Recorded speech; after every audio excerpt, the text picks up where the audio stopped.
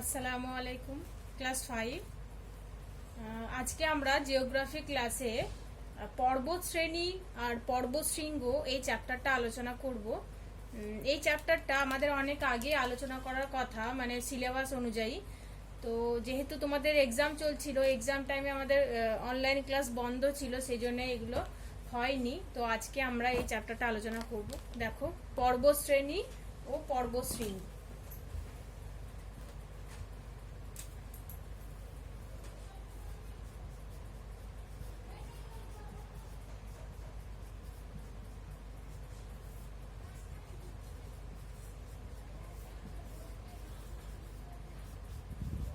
পর্বত শ্রেণী আর পর্বত শৃঙ্গ। তো পর্বত শ্রেণী আর পর্বত শৃঙ্গ এই কথাটা জানার আগে আমাদেরকে জানতে হবে যে পর্বত কি, তাই তো? পর্বত কি? দেখো, ভূমিরূপ আলোচনা করতে গিয়ে আমরা সমভূমি, মালভূমি, পাহাড়, পর্বত এগুলো সম্পর্কে একটু আলোচনা করেছিলাম, মানে একটু সাধারণ ধারণা আমাদের এসেছিল পর্বত সম্পর্কে। যেখানে আমি বলেছিলাম যে সমুদ্র সমতল থেকে 900 মিটারের বেশি উচ্চতাযুক্ত যে ভূমিরূপগুলো, যে বন্ধুর প্রকৃতির ভূমিরূপ এবড়ো খেবড়ো, সেটাকে বলা হয় পর্বত, তাই তো? দেখবে পর্বতের উদাহরণ দিতে গিয়ে আমি সিঙ্গারার কথা বলেছিলাম, মানে আকৃতির কথা বলতে গিয়ে যে পর্বতের আকৃতিটা অনেকটা সিঙ্গারার মতো হয়ে থাকে। তো এইরকম হয়ে থাকে, এটা হচ্ছে পর্বত যার উচ্চতা হবে 900 মিটারের বেশি। সবসময় 900 মিটারের বেশি হবে। কোথা থেকে? সমুদ্র সমতল থেকে, ঠিক আছে? তো পর্বতের, এটা হচ্ছে পর্বত। আর পর্বতের এখানে যে খাড়া যে অংশটা, একদম পর্বতের শীর্ষ দেশে খাড়া যে অংশটা, সেটাকে বলা হয়, এই অংশটাকে বলা হয় পর্বত শৃঙ্গ, ঠিক আছে? এটাকে বলা হয় পর্বত শৃঙ্গ। এবার পর্বত শ্রেণী কাকে বলে? একাধিক পর্বত যখন একসঙ্গে অবস্থান করে তাকে বলা হয় পর্বত শ্রেণী, ঠিক আছে?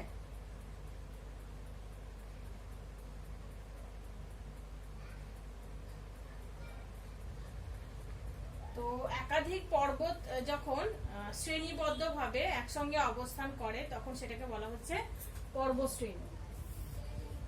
এরকম ভাবে অনেকগুলো পর্বত থাকে, দেখবে।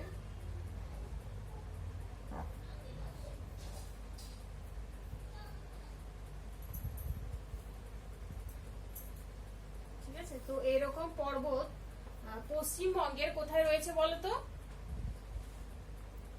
আমি অনেক আগে আলোচনা করেছিলাম পর্বতের কথা।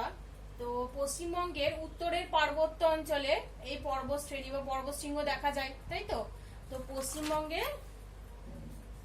পশ্চিমবঙ্গের উত্তরের পার্বত্য অঞ্চলে, তোমরা পশ্চিমবঙ্গের মানচিত্রটা একটু মনে করো। উত্তরের পার্বত্য অঞ্চলে পর্বত শ্রেণী দেখা যায়, তাই তো? দার্জিলিং জেলায়, দার্জিলিং, কালিম্পং, কার্শিয়াং যেখানে রয়েছে সেখানে পুরো পর্বত শ্রেণীতে ভর্তি, আমি বলেছিলাম, তাই তো? আর এখানে কি রয়েছে? উঁচু উঁচু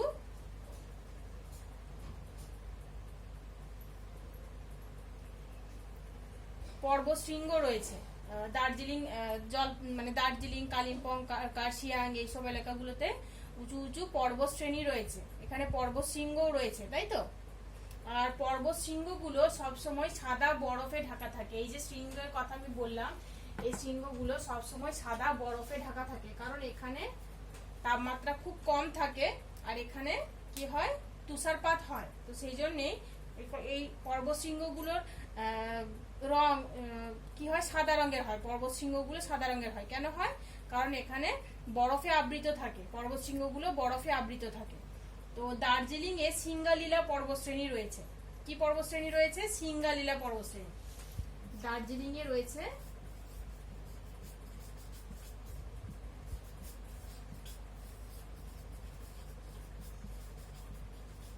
সিঙ্গালীলা পর্বতশ্রেণী রয়েছে, ঠিক আছে? আর এই সিঙ্গালীলা পর্বতশ্রেণীতেই রয়েছে সান্দাকফু পর্বতশৃঙ্গ। পশ্চিমবঙ্গের সব থেকে উঁচু পর্বতশৃঙ্গ হচ্ছে সান্দাকফু। সেটা কোথায় রয়েছে? সিঙ্গালীলা পর্বতশ্রেণীতেই রয়েছে। সান্দাকফু হচ্ছে পশ্চিমবঙ্গের উচ্চতম পর্বতশৃঙ্গ, ঠিক আছে, আর যেটি রয়েছে সিঙ্গালীলা পর্বতশ্রেণীতে। আর এই সান্দাকফু পর্বতশৃঙ্গের উচ্চতা কত? 3630 মিটার। 3630 মিটার, ঠিক আছে।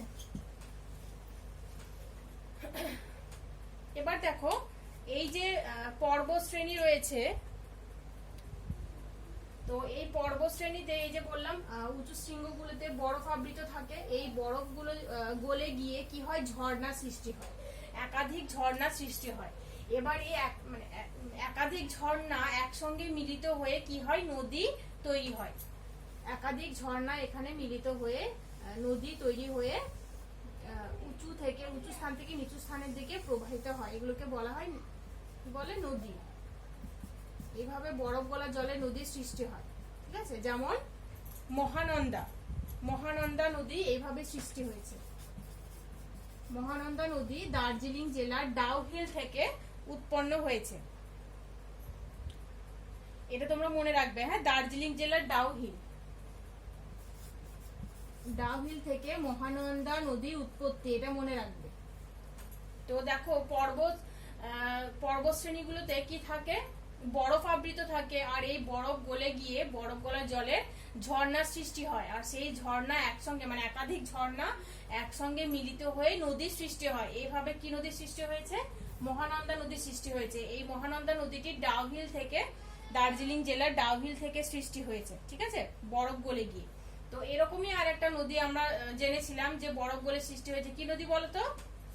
গঙ্গা নদী, তাই তো। গঙ্গা নদী বরফ গলে সৃষ্টি হয়। আর বরফ গলা জলে সৃষ্ট যেসব নদী সেগুলোকে কি বলে? সেগুলোকে বলা হয় নিত্যবহ নদী, তাই তো। নিত্যবহ নদী বলা হয়। তাহলে এই যে মহানন্দা, গঙ্গা, এইসব নদীগুলো হচ্ছে নিত্যবহ নদী। এবার দেখো এই যে পর্বতে ওঠার পথে কি থাকে? জঙ্গল থাকে, তাই তো, গাছ থাকে, অনেক ঘন জঙ্গল থাকে। এই যে এই অংশগুলোতে অনেক ঘন জঙ্গল থাকে। প্রথমে অনেক ঘন জঙ্গল থাকে, আবার একটু উপর দিকে গেলে আবার হালকা হালকা মানে একটু কম গাছ থাকে, গাছের পরিমাণ কমতে থাকে, এরকম হয়। তো দার্জিলিং এ যে পর্বতগুলো, পাহাড়গুলো, সেখানে উঠতে গেলেও কিন্তু পর্বতে ওঠার আগে কম বেশি বন রয়েছে, জঙ্গল রয়েছে, ঠিক আছে। তো জলপাইগুড়ি জেলার উত্তরের যে পার্বত্য অঞ্চল, সেখানে সর্বত্রই ঘন বন রয়েছে। আর সেখানে রয়েছে বক্সা জয়ন্তী পাহাড়। কি পাহাড় রয়েছে? বক্সা জয়ন্তী পাহাড়। আর এই বক্সা জয়ন্তী পাহাড়ে কি রয়েছে? বন রয়েছে। এই বনে বাঘ দেখা যায়, সেই জন্য এটাকে বাঘ বন বলা হয়। বক্সা জয়ন্তী পাহাড়ের বাঘ বন বলা হয়, ঠিক আছে। তো এটাকে বক্সার বাঘ বনও বলা হয়। বক্সা জয়ন্তী পাহাড়ে যে বন রয়েছে, ঘন বন, এটাকে বক্সার বাঘ বনও বলা হয়। আর এখানে বাঘ তো আছেই, বাঘ ছাড়াও আরো অনেক পশু পাখি রয়েছে, যেমন ভালুক, হাতি, হরিণ, অজগর, বাইসন, এইসব পশু রয়েছে। আর বিভিন্ন ধরনের নানা রঙের পাখি রয়েছে, নানা প্রজাতির পাখি রয়েছে, এছাড়া প্রজাপতি রয়েছে এই বক্সার বাঘ বনে, ঠিক আছে। আর এই বক্সার বাঘ বনে শকুন সংরক্ষণ কেন্দ্র রয়েছে। কি রয়েছে? শকুন সংরক্ষণ কেন্দ্র। শকুন জানো তো? শকুন হচ্ছে এক ধরনের পাখি, যেগুলো এখন খুব কমই দেখা যায়। এখন দেখা যায় না বললেই চলে। আগে কিন্তু তাল গাছের ওপরে অনেক বড় বড় শকুন দেখা যেত, আমরা দেখেছি। অনেক সাদা সাদা হয়, অনেক বড় হয় শকুন।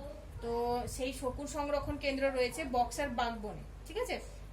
আর এই যে বক্সার বাঘ বন, এই জঙ্গলের মধ্যে দিয়ে ভুটান যাওয়ার রাস্তা রয়েছে। ভুটান হচ্ছে ভারতের একটা প্রতিবেশী দেশ। আমাদের যেমন পাড়া প্রতিবেশীতে অনেক মানুষ রয়েছে, আমার যেখানে বাড়ি, তো তার পাশে অনেক বাড়ি রয়েছে, তাই তো, তাদেরকে আমরা প্রতিবেশী বলি।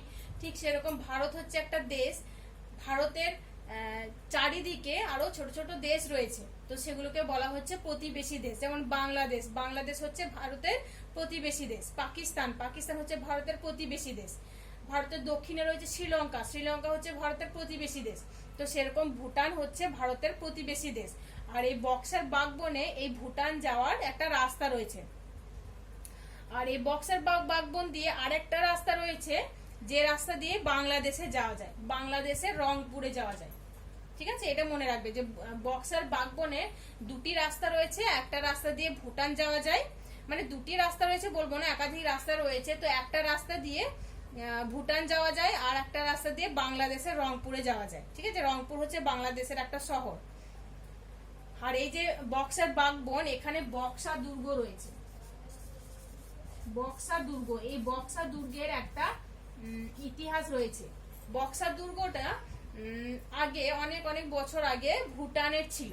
ঠিক আছে, তো পরে এক সময় ইংরেজরা এই দুর্গটা মানে 1860-এর দশকে, 1860-এর দশকে বলতে 1864 সালে ব্রিটিশ কর্নেল ওয়াটসন, ব্রিটিশের সেনা প্রধান কর্নেল ওয়াটসন এই বক্সা দুর্গটাকে দখল করে নেন। প্রথমে এটা ভুটানের অন্তর্গত ছিল। ঠিক আছে, 1860-এর দশকে মানে 1864 সালে কর্নেল ওয়াটসন এটিকে, মানে ইংরেজদের সেনাপ্রধান কর্নেল ওয়াটসন এই বক্সা দুর্গটিকে দখল করে নেয়। তো সেই থেকে এই দুর্গটি ভারতের অন্তর্গত। ঠিক আছে, তো ইংরেজরা কি করত, দেখো সেই সময় আমি বলেছিলাম যে ভারতের অনেক মানুষ ইংরেজদের বিরুদ্ধে লড়াই করত যাতে ইংরেজরা দেশ শাসন না করে, ভারতের মানুষরাই যাতে ভারত শাসন করে, সেই জন্যই ভারতের মানুষ ইংরেজদের বিরুদ্ধে আন্দোলন করত, তাই তো। তো সেই সব যেসব মানুষরা, যেসব বিপ্লবীরা আন্দোলন করত, তাদেরকে ইংরেজরা কি করত, বন্দি করে এই বক্সা দুর্গে বন্দি করে রেখে দিত। ঠিক আছে,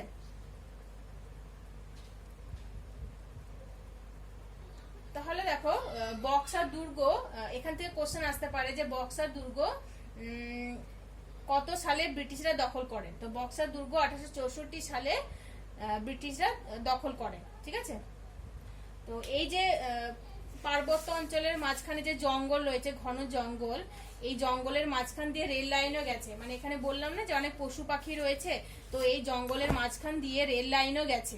অনেকটা দীর্ঘ, মানে অনেকটা লম্বা রেল লাইন এই জঙ্গলের মধ্য দিয়ে গেছে, একদম শিলিগুড়ি থেকে আলিপুরদুয়ার পর্যন্ত গেছে।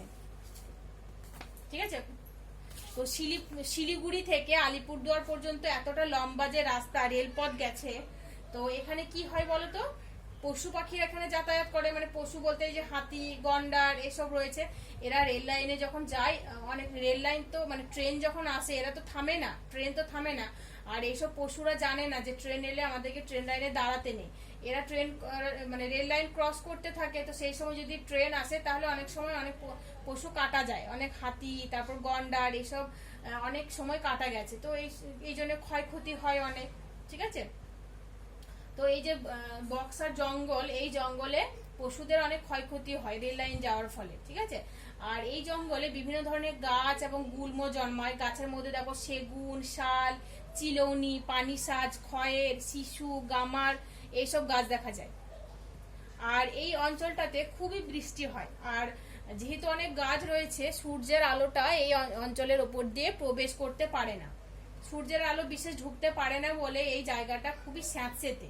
এই স্যাঁতসেঁতে অঞ্চলটাকে বলা হয় তরাই অঞ্চল। তরাই কথার অর্থই হচ্ছে স্যাঁতসেঁতে ভূমি। ঠিক আছে, তরাই অঞ্চল বলা হয়, তরাই কথার অর্থই হচ্ছে স্যাঁতসেঁতে ভূমি। তো এটা হচ্ছে বক্সার বাগবনের কথা। জলপাইগুড়ি জেলায় আরো একটা বন রয়েছে, জলপাইগুড়িতে যে বনটা রয়েছে তার নাম হচ্ছে গরুমারা। কি না? গরুমারা, এখানে লিখে দিচ্ছে। হ্যাঁ, জলপাইগুড়িতে রয়েছে গরুমারা।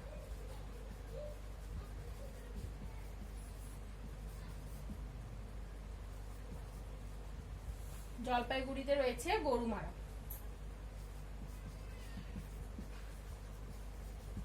এই গরুমারার যে বন, এই বনে একশৃঙ্গ গন্ডার রয়েছে, মানে এই বনটা একশৃঙ্গ গন্ডারের জন্য বিখ্যাত। এছাড়াও রয়েছে চিতাবাঘ, ভালুক, হাতি, বাইসন, এছাড়াও অনেক ছোট ছোট পশুও রয়েছে।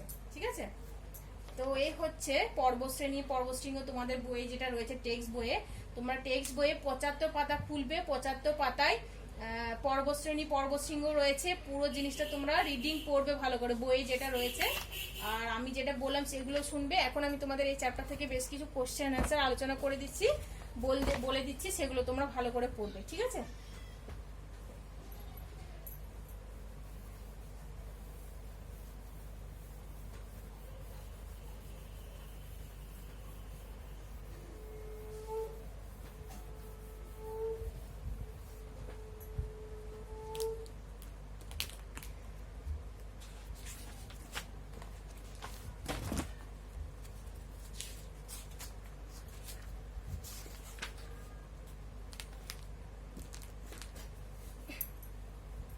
দেখো ফার্স্ট কোশ্চেন হচ্ছে উত্তরবঙ্গের উত্তর দিকটা কোন পর্বতশ্রেণীর অন্তর্গত?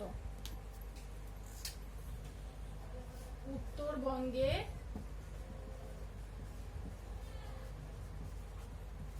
উত্তর দিকটা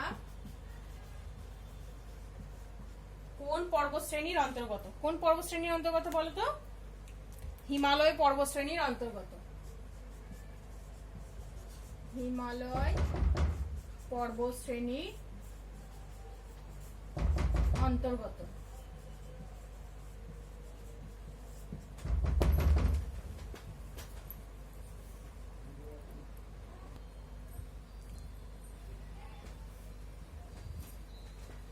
তো দেখো উত্তরবঙ্গের উত্তর দিকটা হিমালয় পর্বতশ্রেণীর অন্তর্গত। নেক্সট কোশ্চেন হচ্ছে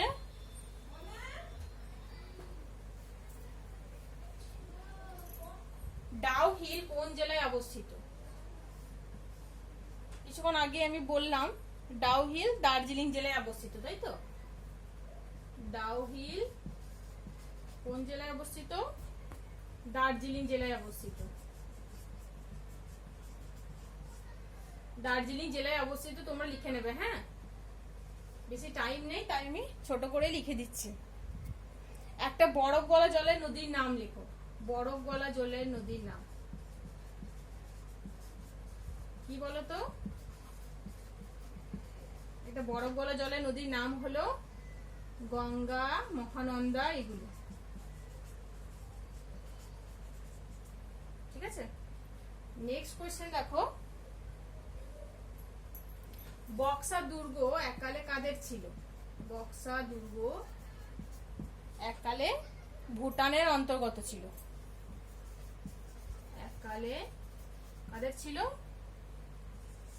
ভুটানের ছিল।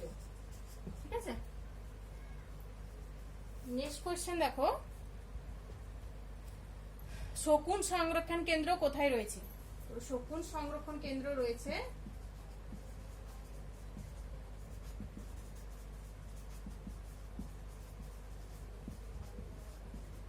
শকুন সংরক্ষণ কেন্দ্র রয়েছে বক্সার বাগবনে বা বক্সার বনে লিখতে পারো। বক্সার বাগবনে বা বক্সার বনে বা বক্সায়, এগুলো লিখতে পারো। ঠিক আছে, নেক্সট কোশ্চেন দেখো গরুমারায় দেখা যায় এমন একটা প্রাণীর নাম লেখো। গরুমারায় দেখা যায়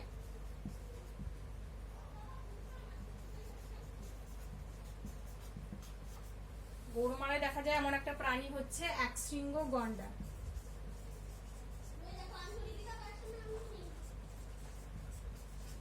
ঠিক আছে, নেক্সট কোশ্চেন দেখো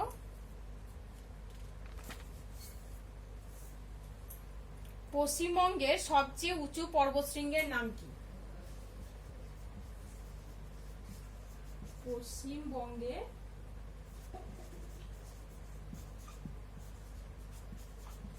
সবচেয়ে উঁচু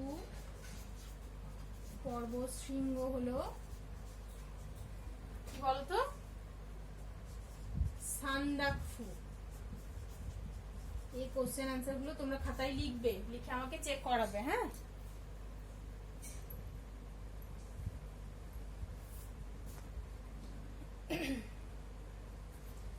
মহানন্দা নদীর উৎসস্থল কোথায়? মহানন্দা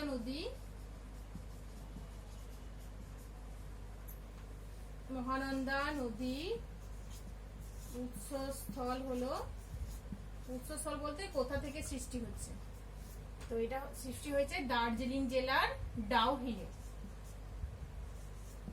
ঠিক আছে, দার্জিলিং জেলার ডাউ হিলে। নেক্সট কোয়েশ্চেন দেখো রংপুর কোন দেশে অবস্থিত?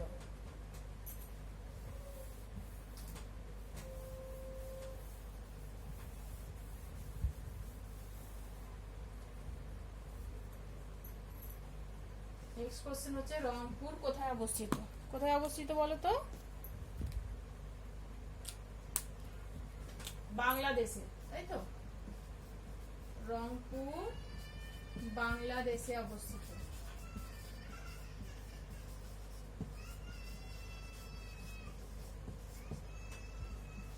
নেক্সট কোশ্চেন দেখো,